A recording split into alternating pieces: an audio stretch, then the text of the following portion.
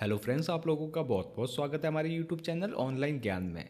आज का हमारा वीडियो है कि अगर आप बिहार लोक सेवा आयोग यानी कि बीपीएससी में किसी भी फॉर्म के लिए आवेदन करना चाहते हैं, किसी भी वैकेंसी के लिए आवेदन करना चाहते हैं, तो उसके लिए आपके पास में सबसे पहले रजिस्ट्रेशन होना चाहिए। वन टाइम रजिस्ट्रेशन आपका कंप्लीट होना चाहिए।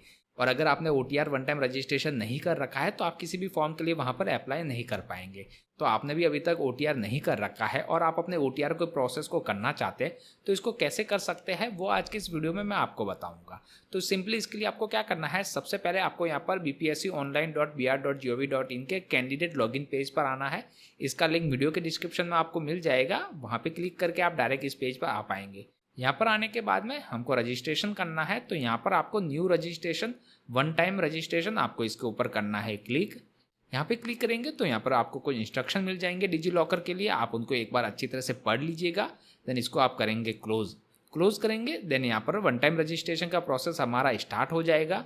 वन टाइम रजिस्ट्रेशन के लिए सबसे पहले आपको अपनी ईमेल आईडी को एंटर करना है, यहाँ पर मोबाइल नंबर एंटर करना है और यहाँ पर जो आप मोबाइल नंबर एंटर करेंगे उस पर लिखा हुआ है प्रीफर आधार लिंक। अगर आपके आधार कार्ड के साथ में जो भी मोबाइल नंबर लिंक है उसको यहाँ पर प्रीफर कीजिएगा एंटर करने के लिए। यहाँ पर आपको गेट ओटीपी पे करना है क्लिक।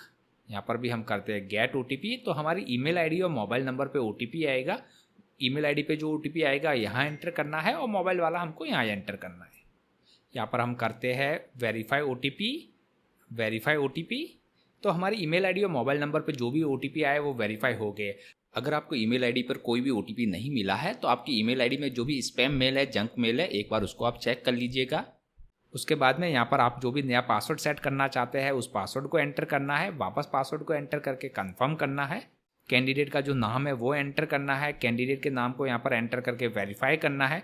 कैंडिडेट के फादर के नेम को एंटर करना है। वापस फादर के नेम को एंटर करके वेरीफाई करना है। देन नेक्स्ट यहाँ पर जो भी कैंडिडेट है उनके मदर के नेम को एंटर करना है। वापस एंटर करके उसको कंफर्म करना है।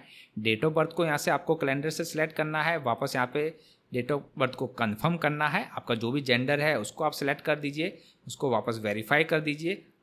देन उसके बाद नेक्स्ट है यहाँ पर आईडी टाइप। तो यहाँ पर जो भी आप आईडी टाइप सिलेक्ट करना चाहे, Aadhaar card, PAN card, driving licence, उसको सिलेक्ट कर लीजिए।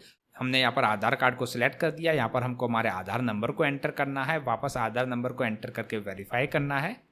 देन नेक्स्ट है यहाँ पर note, candidate please remember the following security question and the answer provided by you us it will be used for validation. तो यहाँ पर आप देखेंगे यहाँ पर जो भी सिक्योरिटी क्वेश्चन आपको मिलेंगे उनके जो भी आप आंसर है वो याद रखिएगा, वो आपको वैलिडेशन में काम आएंगे। Which year did you complete your 10th matric, आपने अपनी 10th मैट्रिक कौन से साल पास किया उसको सिलेक्ट करना है यहाँ से। What is the short name of 10th board, आपके 10th बोर्ड का शॉर्ट नेम क्या है वो एंटर करना है। What is your seat roll number of 10th matric, तो यहाँ पर आपको अपने 10th मैट्रिक का जो भी रोल नंबर है वो एंटर करना है। विच year did you complete your 12th intermediate diploma ITI, आपने कौन से साल अपना 12th इंटरमीडिएट डिप्लोमा ITI किया है वो सिलेक्ट करना है। आपका ब्लड ग्रुप कौन सा है वो यहाँ पर एंटर करना है। Who is your favourite sports person, आपका फेवरेट स्पोर्ट्स पर्सन कौन है वो एंटर करना है। यहाँ पर हमने सारे आंसर एंटर कर दिए हैं। देन यहाँ पर हम नीचे की तरफ आएंगे। यहाँ पर जो भी आपने आंसर एंटर किए है उसको याद रखिएगा। यहाँ पर इसका स्क्रीनशॉट लेकर आप अपने पास रख लीजिएगा। देन आपको यहाँ पर ये जो कैप्चा दिख रहा है वो एंटर करना है यहाँ पर। देन आपको चेक बॉक्स पे करना है क्लिक। देन आप नीचे की तरफ आएंगे, आपको करना है रजिस्टर। तो यहाँ पर आ गया है are you sure you want to redirect to DigiLocker, तो बिल्कुल हम येस पे क्लिक करते हैं।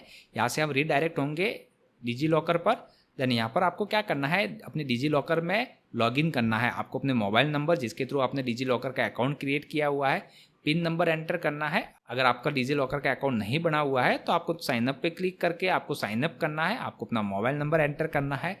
जनरेट ओटीपी पे क्लिक करेंगे, आपके मोबाइल नंबर पर ओटीपी आएगा। वो एंटर करने के बाद में आपको अपना नाम, डेट ऑफ बर्थ, ये सारा डेटा आपको एंटर करके वेरीफाई करना है। हमारा ऑलरेडी अकाउंट बना हुआ है तो यहाँ पर हम साइन इन पे करते हैं क्लिक। यहाँ पर हम हमारे मोबाइल नंबर को एंटर करते हैं, पिन नंबर करते हैं एंटर हम। देन आई कंसेंट पे करते हैं क्लिक, साइन इन। आपके मोबाइल नंबर पे ओटीपी आएगा, वो ओटीपी आपको यहाँ एंटर करना है। देन यहाँ पे हम करेंगे साइन इन। साइन इन पे क्लिक करेंगे। देन यहाँ पर आपको चेकबॉक्स पे करना है क्लिक। देन हम इसको करते हैं यहाँ से अलाउ। जो भी आप डॉक्यूमेंट परमिशन यहाँ पे देना चाहते हैं उसको आपको सेलेक्ट करना है, वो करेंगे। देन यहाँ पर हमारा जो प्रोसेस है डिजी लॉकर का वो यहाँ पर कंप्लीट हो गया है। ये कंप्लीट होने के बाद में अभी हमको क्या करना है, लॉगिन करना है। तो लॉगिन करने के लिए आप अपनी ईमेल आईडी या मोबाइल नंबर के थ्रू लॉगिन कर सकते हैं। पासवर्ड जो आपने क्रिएट किया है वो एंटर करना है। यहाँ पर हमने मोबाइल नंबर और पासवर्ड एंटर कर दिया। हम करते हैं लॉगिन। लॉगिन पे क्लिक करेंगे, देन हमको यहाँ पर जो कैप्चा दिख रहा है वो एंटर करना है। प्रोसीड। देन है are you sure you want to redirect to DigiLocker, yes. Then यहाँ पर आएंगे, देन हमको यहाँ पर परमिशन देनी है, अलाउ। डिजीलॉकर को अलाउ करने के बाद में यहाँ पर हम आएंगे तो आप यहाँ पर देखेंगे हमारा जो भी प्रोसेस है यहाँ पर क्या रहेगा, पूरा प्रोसेस यहाँ पर हमको बताया गया है स्टेप बाय स्टेप। तो इसमें सबसे पहले हमको प्रोफाइल क्रिएशन करना है, तो यहाँ पर हम करेंगे क्लिक। यहाँ पे क्लिक करेंगे, टोटल 6 स्टेप में है। First personal information, address information, other information, qualification information, experience information, upload photo, signature and profile lock. तो टोटल हमको 6 स्टेप में इस प्रोसेस को कंप्लीट करना है। तो यहाँ पर हमारा नाम आ गया है, यहाँ पर हमको हिंदी में नाम एंटर करना है यहाँ पर। तो आप यहाँ पर गूगल ट्रांसलेटर का भी यूज़ कर सकते हैं, जैसे कि हम करते हैं। यहाँ पर हम कॉपी पेस्ट कर देते हैं हमारे नाम को हिंदी में। नाम के बाद में यहाँ पर हमने जो भी रजिस्ट्रेशन के टाइम डेटा एंटर किया था वो यहाँ पर आ गया है। आप यहाँ पर देखेंगे जो भी आपका मैरिटल स्टेटस है उसको आपको यहाँ से सेलेक्ट करना है, उसको वापस यहाँ से वेरीफाई करना है। हमने यहाँ पर आईडी में आधार को सिलेक्ट किया हुआ है, कोई भी आपके बॉडी पर जो मार्क है वो एंटर कर दीजिए।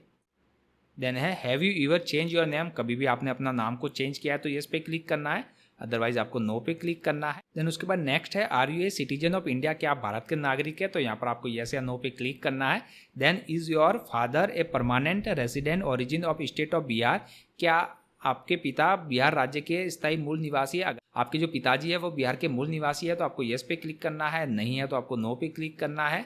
Verify is your father a permanent resident origin of state of Bihar, आपको वापस यहाँ पर वेरीफाई करना है, तो यहाँ पर येस या नो में आपको उसको आंसर देना है। देन आप नीचे की तरफ आएंगे, यहाँ पर है रेसिडेंस सर्टिफिकेट जो भी है वो आपको यहाँ पर एंटर करना है, उसकी जो इशू डेट है वो आपको यहाँ पर एंटर करना है। देन आप नीचे की तरफ आएंगे, यहाँ पे है कास्ट कैटेगरी डिटेल, जो आपकी कास्ट कैटेगरी है उसकी डिटेल एंटर करनी है। Do you belong to any reserve category, अगर आप रिजर्व कैटेगरी से संबंधित है तो आपको येस पे क्लिक करना है, नहीं है तो नो पे क्लिक करना है। अगर आप येस पे क्लिक करते हैं तो आपको यहाँ से अपनी कैटेगरी को सिलेक्ट करना है, वेरीफाई करना है, कास्ट नेम एंटर करना है, कास्ट सर्टिफिकेट नंबर एंटर करना है, इशू डेट है वो आपको यहाँ पर एंटर करना है, सर्टिफिकेट इशू बाय किसके द्वारा जारी किया गया उसको आपको यहाँ पर सेलेक्ट करना है। देन नेक्स्ट है यहाँ पर are you a grandson grand daughter of freedom fighter as per advertisement, मतलब अगर विज्ञापन के अनुसार आप स्वतंत्रता सेनानी के नातिन नातिन पोता पोती है तो आपको येस या नो में आपको यहाँ पर आंसर देना है। उसके बाद नेक्स्ट है यहाँ पर हमको फिजिकल मेजरमेंट देना है, जो भी आपकी हाइट है सेंटीमीटर में, जो भी वेट है आपका किलोग्राम में क्या वेट है वो एंटर करना है। चेस्ट डिफ्लेटेड इन सेंटीमीटर, छाती सिकुड़ना सेंटीमीटर में कितना है वो एंटर करना है। चेस्ट इन्फ्लेटेड इन सेंटीमीटर, जो छाती का फुलाव है सेंटीमीटर में वो आपको यहाँ पर एंटर करना है।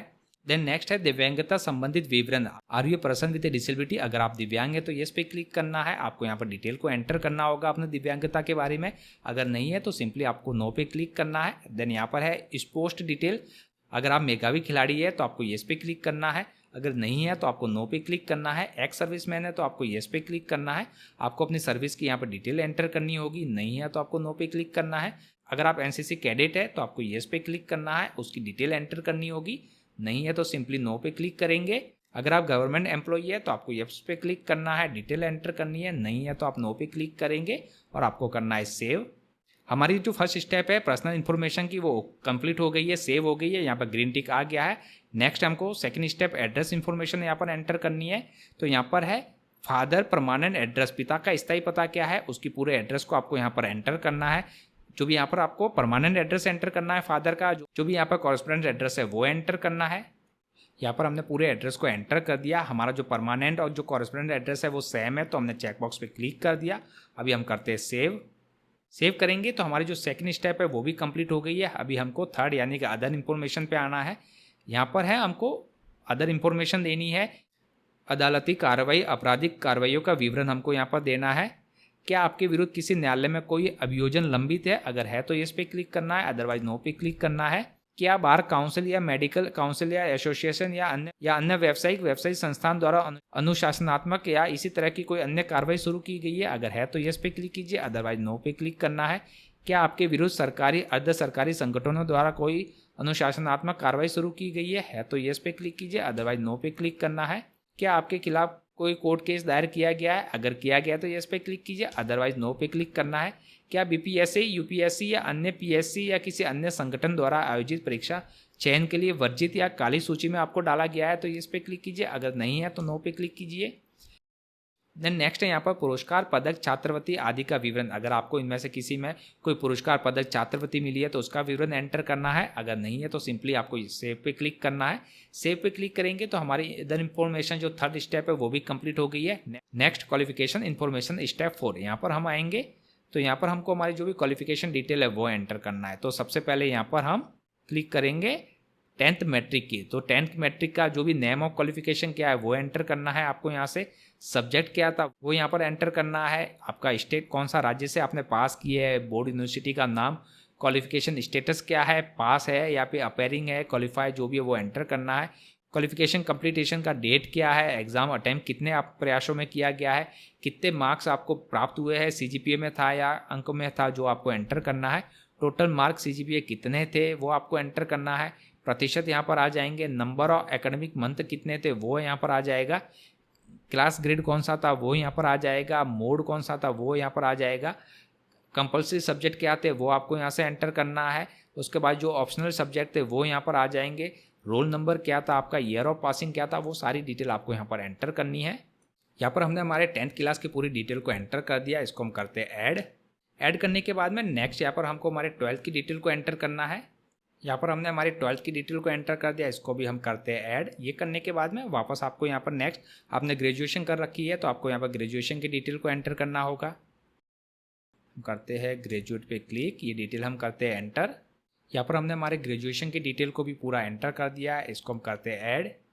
हमारे ग्रेजुएशन की डिटेल भी ऐड हो गई है। उसके बाद में अगर आपने और कोई पोस्ट ग्रेजुएशन कर रखी है या फिर और भी कोई कर रखा है तो उसकी भी आप डिटेल यहाँ पर एंटर कर सकते हैं। जैसे हम पोस्ट ग्रेजुएशन को एंटर करते हैं, यहाँ पर हमने पूरी डिटेल को एंटर कर दिया। हम करते हैं ऐड। तो यहाँ पर हमारी सारी एजुकेशनल क्वालिफिकेशन डिटेल है वो यहाँ पर एंटर हो गई है।